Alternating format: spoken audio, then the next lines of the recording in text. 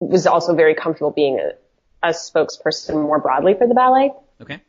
And so that kind of led me into this young professional organization where, as one of the dancers on the council, it was my job to promote the ballet and promote the art form and engage young professionals across the city. Mm-hmm. And it was something I was also very passionate about because it's so needed. It's such a special gem in Boston, the greater Boston area. And we have so many young professionals who are coming here and kind of trying to figure out something to latch onto.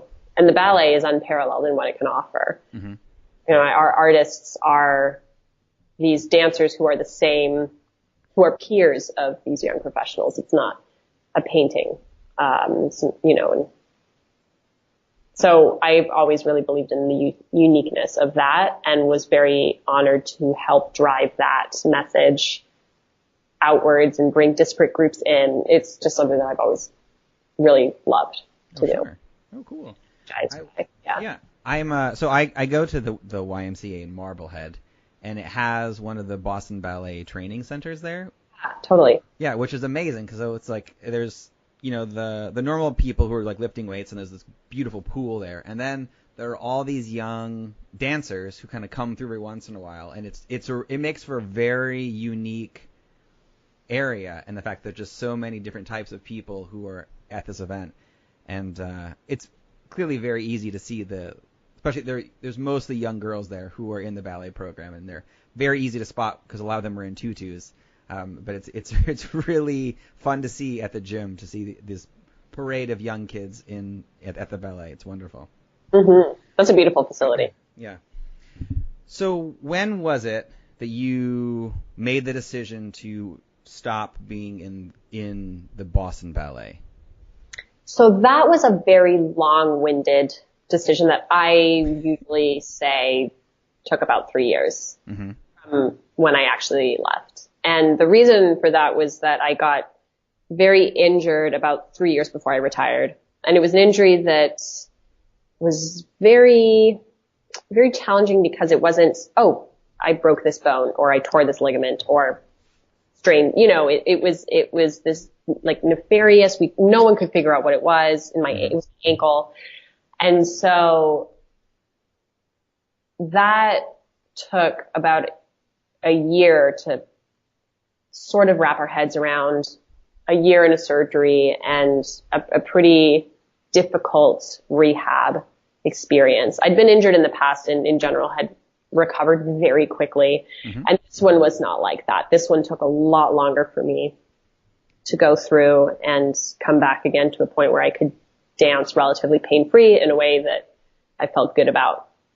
The surgery gave me another year and a half of good dancing, but it was always in the back of my mind. And by the last year of my career, I went through a nutcracker season and I just could not get on top of this pain in my ankle. And this again was after the surgery. So in my mind, I was like, I've already done everything I can to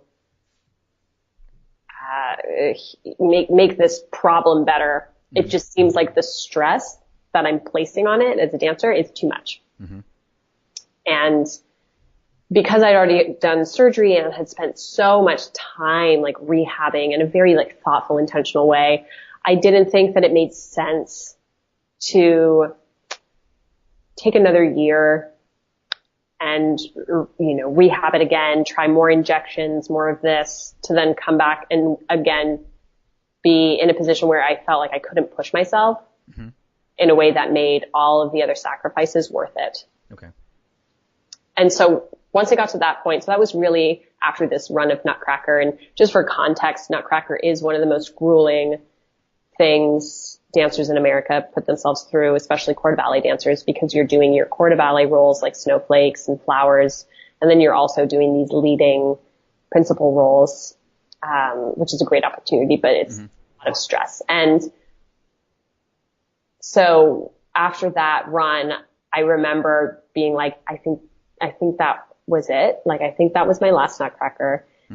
And I did have another round of PRP injections, which is platelet-rich plasma injections. So basically use your own blood and then put it in a centrifuge and then inject it into the place that needs to reinvigorate the healing process. Mm-hmm. I did that, and it was helpful, but I was just in a lot of pain and spoke with Miko, the artistic director, and, we both agreed that this was something that my body was just telling me that I really needed to take a step back, and not just in terms of maybe then I can dance again, but maybe then I can live the rest of my life in a pain-free way, because I really do think I was kind of bumping up on threatening the quality of the rest of my life at that point. Oh, sure.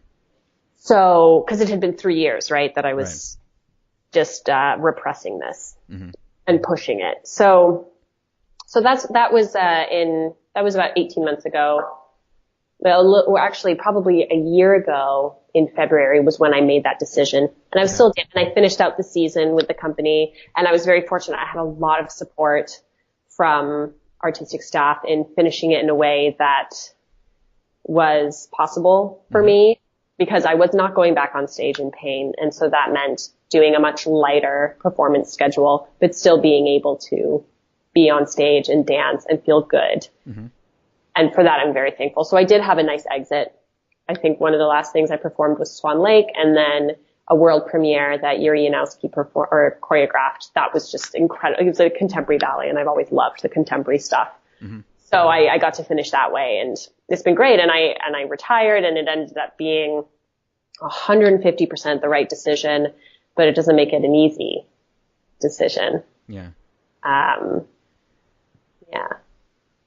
I'm curious to hear more about, I guess, how you were feeling at that time, and mostly in regards to looking at your future. Because I know in my own artistic career, I had never envisioned a world beyond what I had studied in the arts. So I, up until suddenly my career ended, I never thought of myself anything else than just being a designer. And I hear this a lot also from other artists and other positions. In your world, were you thinking beyond ballet at any point up until your career was done?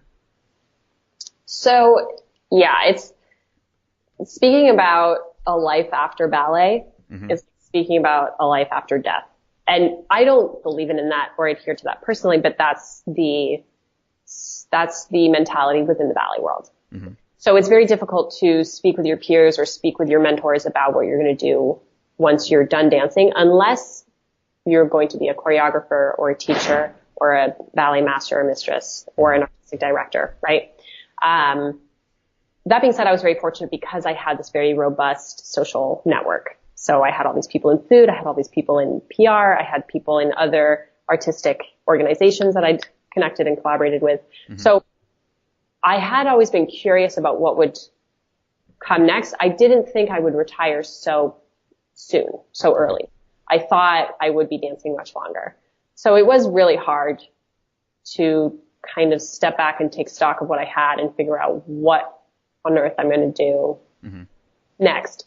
I was very lucky, or, not lucky. I worked really hard for this, but I had been pursuing my undergraduate education all throughout my career. And when I retired, I also graduated with my degree, and I majored in political science, and because, the law and governance and all that has been very fascinating to me. So I did retire with a degree, and so I didn't have to go back to college. Most of the time when you retire from the ballet, and you want to do something else, you have to go get your undergrad degree. But I'd already done that, so at least that was saving that time. But in the same, or on the flip side, even though I didn't have to go back to college, I didn't have a clear next step, and I lacked a structure. There is not much in terms of transition support for dancers, and there isn't adequate partnership with organizations or companies for internship opportunities, so you can kind of try out different things. So what I ended up doing when I retired, I took the whole summer off. We finished our season at the end of May. And so I went traveling for the whole summer because I finally, for the first time in my life, I have more than like a week where I can really go. And I felt it would be stimulating and good for me not to be in Boston where everyone knows me as Rachel the dancer immediately, right? So I spent the whole summer traveling and had an amazing time, and it was great, and I was feeling so free and positive and wonderful, and it was like this honeymoon phase of that breakup, right? And then came back to Boston in the middle of August, and it was like coming back to the apartment that you shared with your partner after you've broken up, and everything's still there, but that person isn't there. And you don't know who you are, like what you're doing, what you need. So that was a big crash landing when I came back from my travels. But the one thing that I realized very quickly was that I needed some kind of structure, that I couldn't just be floating around doing odd jobs and projects and whimsical whatever. And so as a result of that, it's so funny. I ended up ultimately working at Harvard, which is my day job, and interviewing at a bunch of different, very high profile, big brand name institutions, because the other thing I realized was that I needed some kind of cachet on my resume that wasn't just Boston Ballet.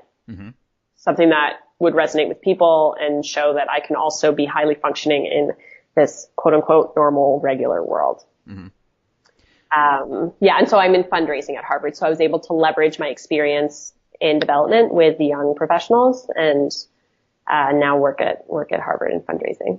Oh, great. Did you find that was a hard sell initially? Because, again, in my own experience with that, transitioning from a background of just the arts to then a more traditional role in a corporation or company, you sometimes have to fill in the gaps for people because it doesn't always seem obvious to them, even though it's obvious to you. How did you approach that situation? And were you working with people like who helped you on your resume, or some more traditional, business type of things that are not as obvious to someone who works in the arts? Yeah, that's a great question. I experienced different things depending on who I was talking to. Very frustratingly, the recruiters had the hardest time with me. And I would go to these recruiters and they would be like, "Oh, we're so excited to work with you. My mother was a musician, so I love the arts." And I'm like, "Great, that's perfect." And they'd be like, "Well, you don't have any office experience, so there's this secretary job here." I'm like, "Listen, we have to do better than this." And so that was very frustrating. When I was actually, my resume ended up getting picked up quite a lot because it is so unique. I think, especially in some of these higher education spaces, a lot of people thought it was very interesting and kind of just, I think, maybe just more for curiosity. We're like, should we call her in? But I will say kudos to Harvard because they, for all intents and purposes, are the most, hierarchical, organized to your typical big machine. And they hired me. And, I think they were able to see some of the things that had made me a successful dancer being useful within their own institution. And I do remember in some interview processes with other institutions, they would all be like, your resume is so interesting and so impressive, but we don't dance here. So, and I would just be like, yeah, I don't maybe you think you don't dance, but everyone's really, dancing somewhat. They just don't know it. Right. But Harvard was very interested in some of the skill sets that you might develop as a dancer in terms of working in a team and taking on a leadership role when the time is right or when the circumstance arises, and also a lot of the experience I had in development as well. Oh, good. So you're working